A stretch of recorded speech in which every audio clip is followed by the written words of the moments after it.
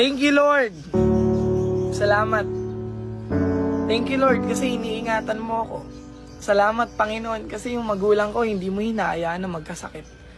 Panginoon, salamat kasi yung blessing lagi mong binibigay sa pamilya ko. Salamat, Lord, kasi kahit mahirap, pinaparamdam mo sa akin na kaya ko. Salamat, Panginoon, kasi sa dinabi-dami ng problema, bakit ako? Salamat, Panginoon, kasi kina-challenge mo yung buhay ko. Alam niyo po, ikaw na nanonood, minsan magpasalamat ka sa Panginoon. Maganda man o pangit yung nangyayari sa buhay mo, matuto kang magpasalamat sa Panginoon. Dahil siya lang naman yung dahilan kung bakit ka matibay, kung bakit ka lumalaban, kung bakit may nakakaharap kang mga problema. Sina-challenge ka ng Panginoon dahil alam niyang kaya mo. Alam niyang mapagtatagumpayan mo. Kaya thank you, Lord. Salamat, Panginoon, kasi makulit man ako, nakakalimutan ko man